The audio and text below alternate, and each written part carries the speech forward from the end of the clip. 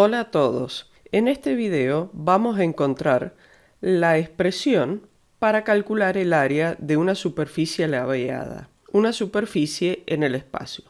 Para ello encontraremos las distintas expresiones que toma el diferencial S.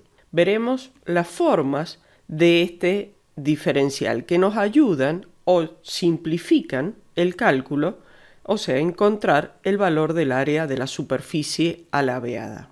Partiremos de las expresiones de la superficie en forma paramétrica y deduciremos las distintas expresiones del diferencial de superficie. Esto nos permite, en vez de integrar sobre la superficie alabeada, llegar a una integral, a resolver una integral doble sobre regiones planas limitadas por curvas. Para comenzar nuestro trabajo, veamos las ecuaciones paramétricas de una superficie.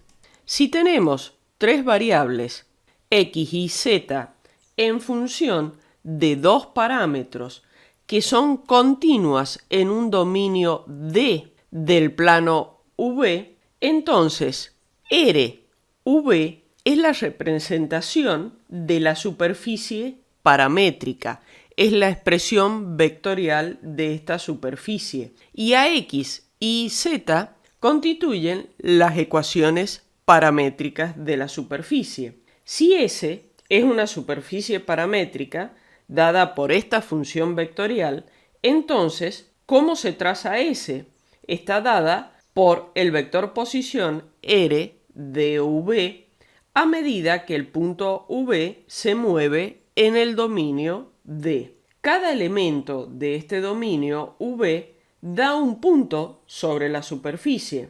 O sea, en otras palabras, la superficie es trazada, es graficada por la punta del vector posición, cuando el punto V se desplaza en toda la región D. S está dada por una función vectorial como la que acabamos de ver, R de V. Entonces, hay dos familias útiles de curvas que están sobre la superficie S. Una familia que tiene U constante y la otra con B constante.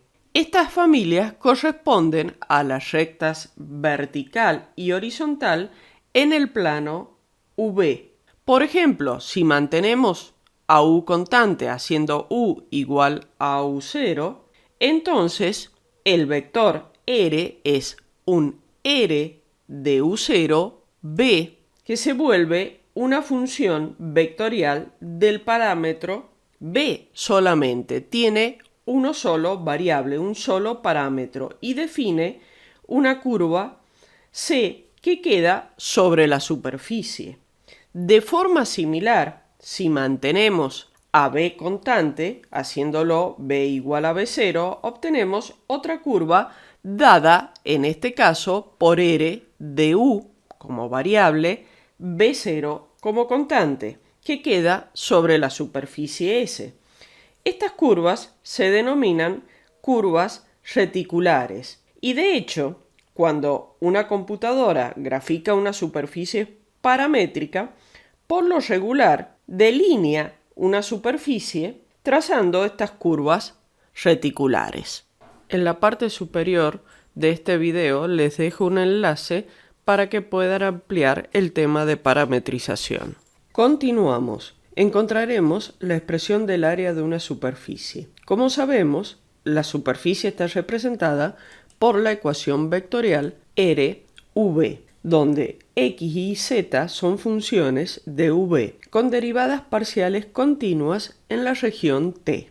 RU es el vector tangente a la curva generada con B constante, y RB es el vector tangente a la curva generada por U igual a constante. Si el vector normal R de U vectorial R de B no es cero, esto significa que la superficie S se denomina suave, sin discontinuidades, no tiene esquinas. En este caso, el plano tangente a S en el punto P0 existe. Lo que estamos haciendo es dividir la región T en porciones de áreas rectangulares cuyos lados tienen valores delta de U y delta B. que se convierten en una porción de la superficie con lados curvos que la vamos a aproximar por este paralelogramo determinado por los vectores r de u y r de b por delta de u, delta de b respectivamente, que es lo que estamos viendo. El área del paralelogramo está determinada entonces por estos vectores y es el módulo de su producto vectorial. Si calculamos el diferencial de r como r de u diferencial u más r de b diferencial b y consideramos, como ya lo hemos hecho, a b igual a constante, entonces este diferencial queda r de u diferencial u paralelo a r de u. Y, considerando a u constante, el diferencial nos queda r de b diferencial b paralelo a r de b. De esta forma, el diferencial de área nos queda como el módulo del producto vectorial diferencial u diferencial b. Y el área de la superficie que buscamos es la integral doble sobre t del módulo de r de u vectorial r de b diferencial u diferencial b, pudiendo considerar a este módulo del producto vectorial como un factor de proporcionalidad de las áreas. Y estamos integrando, esto es lo fundamental, sobre un área plana de coordenadas u y b. Continuemos. Ahora, considerando que tenemos una superficie representada por la ecuación z igual a f de xy y consideramos a x e y como nuestros parámetros, la ecuación vectorial, en base a ello nos queda la que estamos viendo y podemos obtener el r de x y el r de y. Lo importante en este caso es que la región T es la sombra en el plano XY de la región de la superficie S. Continuamos desarrollando el producto vectorial r de x por r de y. Obtenemos a este con su módulo como la raíz de 1 más la derivada en x al cuadrado de f más la derivada de f en y al cuadrado diferencial x diferencial y. Y es una de las expresiones del diferencial de superficie que buscamos para trabajar estas integrales como la sombra de la superficie en el plano XY y los límites sean los que nos brindan esta área T que es la sombra, insisto, de la superficie en el plano XY. A continuación obtenemos otra fórmula para el diferencial de superficie.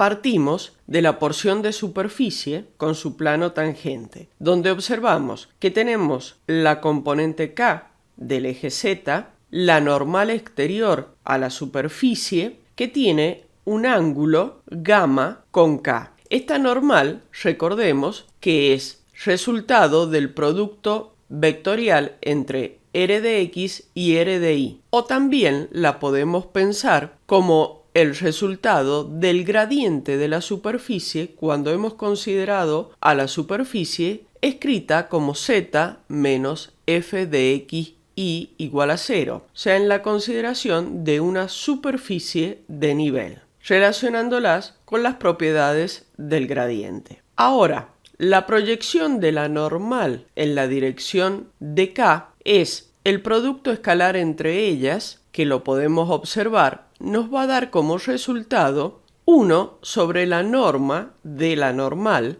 que es r de x vectorial r de y, ya que estamos trabajando con el versor normal. También, por definición de producto escalar, sabemos que es la norma de n por la norma de k por el coseno de gamma, que es el ángulo entre ellos. Siendo versores, su norma es igual a 1, por lo cual nos queda como resultado de este producto escalar que el coseno de gamma es 1 sobre la norma de r de x vectorial r de y. Despejando el valor de esta norma, sabemos que es 1 sobre coseno de gamma. Si lo vamos a reemplazar en la expresión que ya teníamos del cálculo del área de la superficie, nos va a quedar la integral sobre t de 1 sobre el coseno de gamma diferencial x diferencial y. Ya tenemos una expresión de este factor de proporcionalidad que buscábamos del diferencial s como 1 sobre coseno de gamma diferencial x diferencial y, que también lo podemos expresar como el coseno de nz. Esta es la expresión que usamos cuando nuestra superficie tiene sombra en el plano xy. También podemos pensar si nuestra superficie tiene sombra en el plano iz y la podemos expresar como x en función de iz, vamos a encontrar otro diferencial de superficie siguiendo estas mismas consideraciones como diferencial y diferencial z sobre el coseno de ni. Y el tercer caso posible sería que nuestra superficie presente sombra en el plano xz y podemos expresarla como y igual a g de xz y obtenemos el diferencial de superficie como diferencial x diferencial z sobre el coseno de ni. Estos son los diferenciales que nos permiten resolver fácilmente ejercicios del cálculo de área de una superficie. En un próximo video trabajaremos ejercicios de este tema. Me despido de ustedes esperando que esto haya sido de utilidad. Hasta la próxima.